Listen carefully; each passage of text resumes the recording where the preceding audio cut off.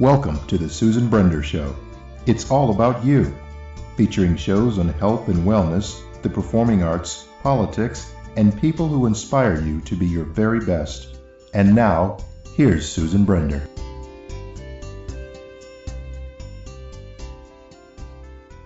I'm Susan Brender, and this is the Susan Brender Show. Today I have two guests on my show.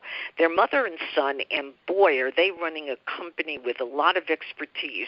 And it's going to be very interesting talking to them because they're going to tell you a little bit about the Spectrum firm, which is a very interesting company. Now, here it goes. Tina, in her 30-plus years in the industry, has established and fostered positive and productive relationships in government, private, commercial, and public sectors that make up the wireless communication industry. Now, it's very interesting because the wireless communication industry is growing in leaps and bounds. Her work and experiences with industry associations, manufacturers, consulting firms, law firms, the FCC, and the Spectrum firm clients provides for a strong representation to any organization with whom she and the Spectrum firm are associated with. Now, her son, Joe Jackson, graduated from the University of Anchorage with a degree in public relations as well as previous background in customer service. And Joe has helped aid the Spectrum firm team. Now I'm going to have them talk, and first of all, before we really get into it, it's very important that to tell you a little bit about the Spectrum firm. So jump in now, Tina, and tell us about it. All right. Thanks, Susan. The Spectrum firm has been in place for 15 years as of the spring of 2017. Our background was with Motorola prior to the Spectrum firm, where we had three owners, all tenured people at Motorola. Motorola decided to outsource but still needed our services, so they asked us to set up a business, and now together with the current other co-owner, which is Elaine McManus, we each have 36 years of industry experience and over 40 years as a group. Over 80 years as a group. And then we also work with a number of industry fellows and associates that bring additional expertise. This sounds a little bit like you're a true entrepreneur.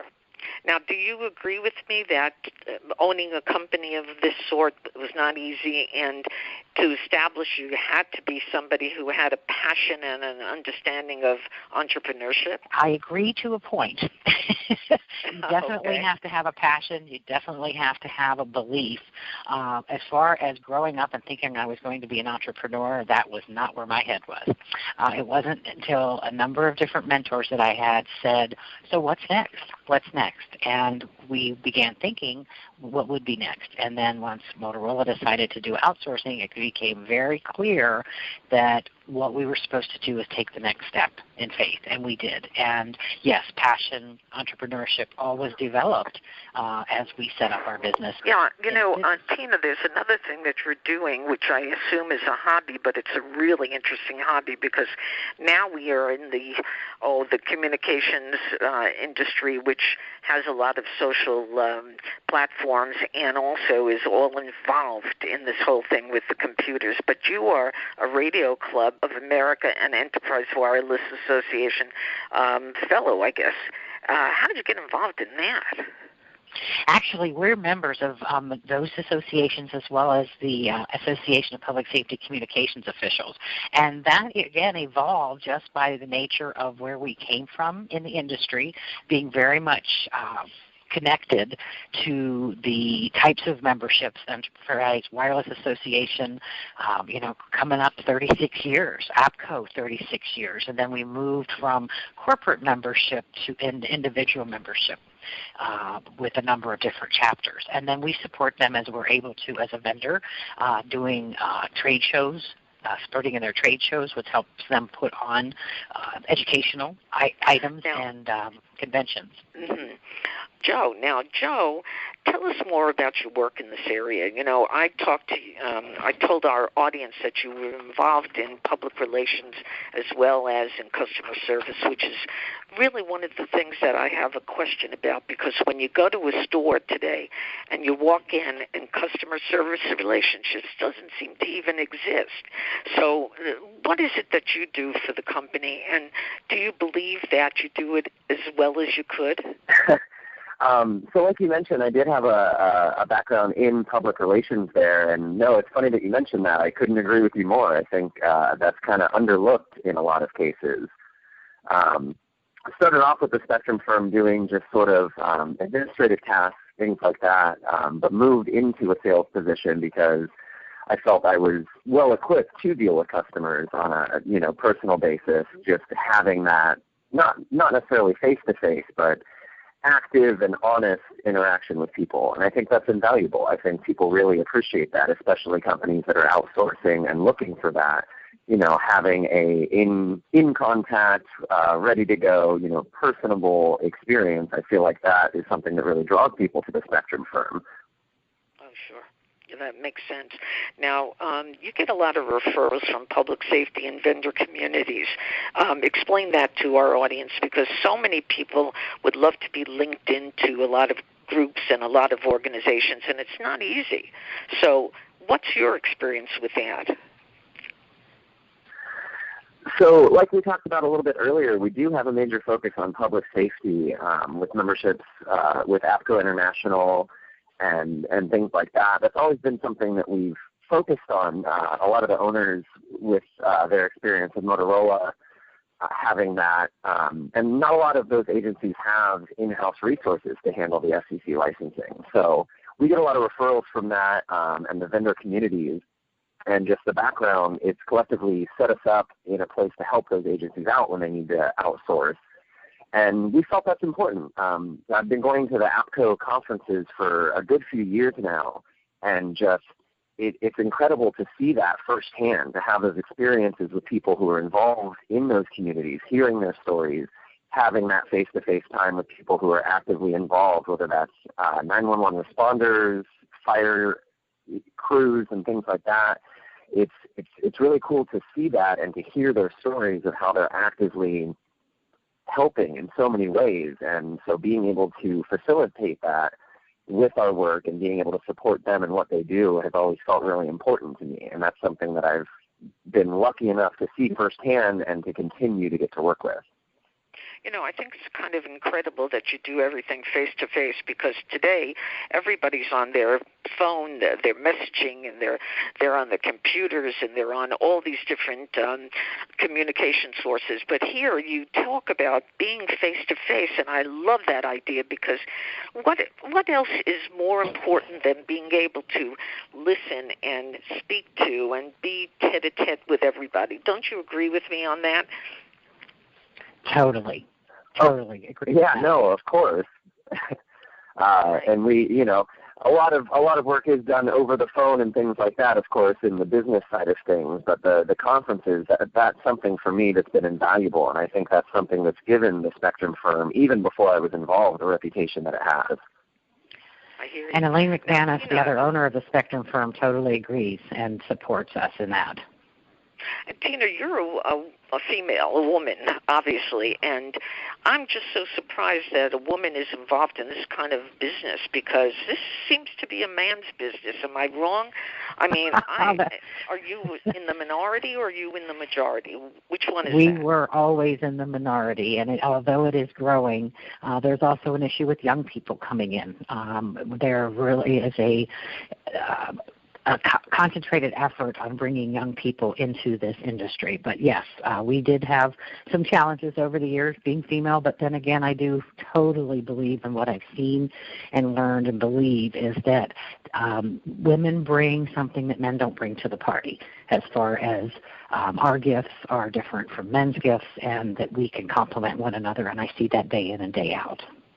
All right, so you just mentioned something very important, Tina, and that is that young people don't seem to be getting into the community. Now, if you had an opportunity to talk to young people, what would you tell them? I would tell them that it is a very exciting industry, and on a regular basis, as I've given the opportunity, especially at trade shows, encourage young people to listen and let them know that the older people, as you know, before we retire, we're looking for them to come in. They are anxious to teach and to share the knowledge. And again, I have had opportunities to listen to many discussions at a lot of these trade shows and conferences. And one of the things that I've learned is that people get so frustrated because they're retiring and they want people to follow in their steps so that they can learn engineering, whether it's electrical, whether it is chemical, you name it, and as I said, the frustration is great because they don't understand why aren't people who can earn a decent amount of money getting into that field rather than some obscure kind of thing like acting or you name it. So, again, if you were to give advice, Tina and Joe, to a lot of the young people in our world, and to schools, by the way, and to principals, and to all of those people who teach kids about what's the next step for them. So, Tina, where is, the frustration? Because, as I said before, it just doesn't seem that people want to get into this field. I would tell people it's a wonderful and exciting opportunity. I never dreamed that the career opportunities would just open up as I grew in the industry. And the receptivity, again, from the older community as I grew. I would have to turn it over to Joe. I do know that APCO is doing a concentrated effort to understand the very things that you're asking about. Joe, what is your perspective? You're right there. Sure. I think, you had mentioned that there is a frustration with getting people in the public safety quadrant or other government contracts. I feel like sometimes there's a little bit like slow to funding effort. Which can turn people away. But like Tina had said, I think there is a lot of unseen opportunity, things that you don't necessarily expect, and that's something that changes. I mean, technology updating daily at this point. Seeing that, there's so many things that you wouldn't necessarily associate with the job, but so many opportunities that keep opening up past what that is. And I would say if people gave that a chance, that's a wildly exciting thing to kind of look forward to in the industry, and a good reason for people to kind of get involved and be a part of that. Joe, you have seen that more and more organizations and agencies are outsourcing the licensing process, and this has become a huge frustration for a lot of people in this country because they're scared. They're scared of losing their jobs. They're scared that somebody's going to take over and they're going to just accept very little to do what they do. So answer that for me and think about or tell people in my audience what to expect in the future with regard to all this licensing outsourcing out. Sure. Personally, just from my own perspective, I see the outsourcing as a really good opportunity, not just for entrepreneurship like the owners of the Spectrum firm when they started this up to do, but just a really good opportunity for people to collaborate on projects like that, to be able to work together, because I've noticed that, specifically what we do, the FCC licensing, it is a pretty niche industry, but it's very necessary, especially as technology is changing. So I think it shouldn't be a source of fear, like you said, in that way, but again, an opportunity to work with people who have the experience, and the people that have been in the industry much longer want to share that experience and have that for more people. So I think that could be beneficial to both parties moving forward. Right. I think it's very important, Joe, that people really learn from you how to set up a company. And I'd love to give our audience a little story about what happened to you at the beginning. This is kind of a very important thing because, in a sense, you're teaching people how to start a company. So give us a little story that explains how it happens. Sure. As I had mentioned earlier, I kind of got started doing more administrative tasks with the Spectrum firm. What really pushed me to get more involved was the face-to-face interactions, going to trade shows, especially the public safety events that we go to. APCO has been an incredible organization to be a part of, to go to those, to talk to people, and again, to be blown away by the opportunities with changing technology, with things like that. It's an exciting front because people are really excited, and you can see that. There's nothing like that face-to-face interaction to hear, hey, I need this very direct need. This is the company I work for. This is what we're trying to do, and being able to help them with that and say, great, let's make that happen. Let's expand your horizons. Let's give you more opportunities to do the things that you're passionate about. And obviously the public safety focus has been a really big thing, but as technology is changing, we're getting more, I guess, broad in that sense. We had a bid at one point for a company using drones, and that's just a thing that the industry hasn't really seen before, but it's an exciting prospect to kind of move forward and work with. And so I think, again, just that face-to-face, getting to talk to people about their industries, getting to see the good work that they're doing, that's exciting to me. And I think that's the sort of thing that could bring more people into it, is getting to see that firsthand and, want to be a part of it. That's right. And Tina, he just mentioned a very important word, which I think people will understand when they listen to you talk about it. It's called drones. Now, where do they make an impact? And is your company going to get involved with even producing drones? How do you use a drone? And also, is it the future? Well, we're going to talk about our future here in a minute. But as far as drones are concerned, no, we will not get involved in that. We're a service provider. We help people through the FCC process, and that's where our core competency is. There are some sidelines of engineering and project management that we get involved in as it relates to the licensing process. But as Joe mentioned, technology is changing, and we're seeing new technology coming our way that needs to be licensed for their operations, and that's what we're excited about as far as the growth. We will continue to grow. We'll continue to expand to support public safety and commercial operators, but we also look forward to broadening our horizons and work with new and evolving companies. Tina, you've been involved in this business for quite some time, and you've been around quite some time to really have experienced many things, and I'd love for you to tell our audience a little story as well. You make up the story because I'm sure you have a million of them, so let's hear something that happened in your industry or in your position as, I guess you're the president of the company, correct? Yes, I am. Yes, I am. Okay. So walk us through this. Give us one day in the life at the beginning of when you got this started. Well, it was really quite incredible. Again, working with Motorola for many years, Motorola made a decision to outsource, as they have in a number of areas. The company went from 150,000 people to, quite substantially less. And with that outsource, I was looking for an opportunity to spend more time with my family, but yet we still needed the income. I still enjoyed my work. And overnight, God presented an opportunity that Motorola said, hey, here's your chance. They kept a couple of positions. I was ready to go. We called it the Golden Handshake at the time. They gave us a package, and it allowed us to step out. And immediately, the day I left, I was called back in with an opportunity to go. Elaine McManus and I, as well as another owner at the time, but now it's Elaine and I, decided we were going to put this together. We've known each other for over 40 years prior to our Motorola experience, and a lot of trust and faith has brought us as far as we're going. And then a standard day, it's a matter of being there and showing up, being there, being positive, being supportive. Integrity is huge for us as far as how we deal with our customers and how our contractors work, and our employees as well. Yeah, I hear you.